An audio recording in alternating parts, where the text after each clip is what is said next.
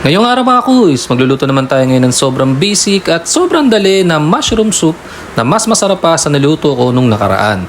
Kaya ako nasabi mga kuys kasi ang ginamit kong mushroom nakaraan yung nasa lata. Ito naman, gagamit tayo ng fresh mushroom at ang gagamitin natin dito ay yung shiitake mushroom. Sinimulan natin sa pagpapainit ng mantika. Tapos sinunod na natin tong mushroom natin. Maglalagay tayo ng asin dyan para matanggal natin yung moisture ng mushroom.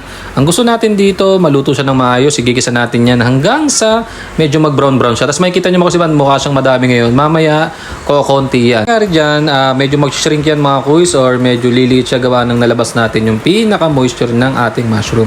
Pagkatapos yan mga kuys, ihiwalay natin yan, palalamigin natin ng konti. Tapos ang gagawin natin dyan, ating ipo-food processor yan hanggang sa madurog siya. Maganda nga to kung meron ko yung hand mixture. Basta mga kuys, kung anong pwede para lang madurog yung mushroom natin. Mas durog. Siyempre, mas maganda mga kuys pagka durog na durog talaga yung ating gagawin na mushroom soup.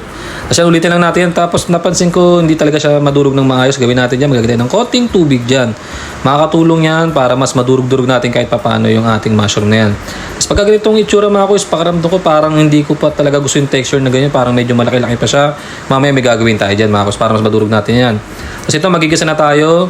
Maglagay tayo sibuyas bawang dyan. Igigisa lang natin yan hanggang sa mag-brown yan. Tapos isusunod na natin yung ating dinurog na mushroom. Igigisa lang din natin ulit yan mga kuys. Walang problema mga kuys kung wag di kayo maglalagay ng sibuyas bawang, goods din naman yan. Tapos ito, maglalagay tayo ng organic na water dyan. Tapos ito yung sinasabi ko mga kuys, ang ginawa ko dito, yan, gumamit tayo ng hand mixer dyan para mas madurog pa natin ng maayos yung ating mushroom soup na yan. Tingnan nyo mga kuys, so, magiging smooth mamaya yan. Tapos nung nadurog na natin ng ganun mga kuys, maglalagay lang tayo dito ng cornstarch para mapalapot natin siya ng konti lang naman mga kuys. Tapos naglagay pa rin ako ng konti pa ulit dyan kasi parang medyo malabnaw-labnaw siya. Tapos ganyang texture yan yung gusto natin kasi nga soup gusto natin yung saktuan lapot lang mga kuys. Hindi naman sobrang lapot na lapot. Tapos naglagay tayo ng butter sa uli. Sa uli tayo nilagay ng butter para yung pinaka-cream ng butter niyan tsaka yung sarap nandun pa rin. Tapos maglalagay tayo dyan ng all-purpose cream. Yan mga kuys. Sa uli na din natin lalagay yan. Pagkatapos yan, papatayin na natin yung apoy niyan para hindi naman talaga sobrang maluto yung ating butter tsaka inagay natin na all-purpose cream. Kasi gusto natin dyan, saktuan lang naluto dyan para nandun pa rin yung pinakasarap niyan. Pagkatapos yan mga kuys, maglalagay tayo sa uli dito ng parmesan cheese. Mas maraming parmesan, mas masarap yan. Sa uli natin lalagay mga kuys.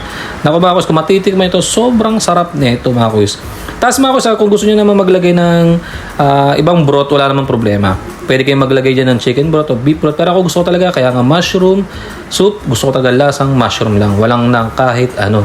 And mga kuys, nakaluto tayo ng sobrang basic at sobrang dali na mushroom soup. Salamat mga kuys, tara kain!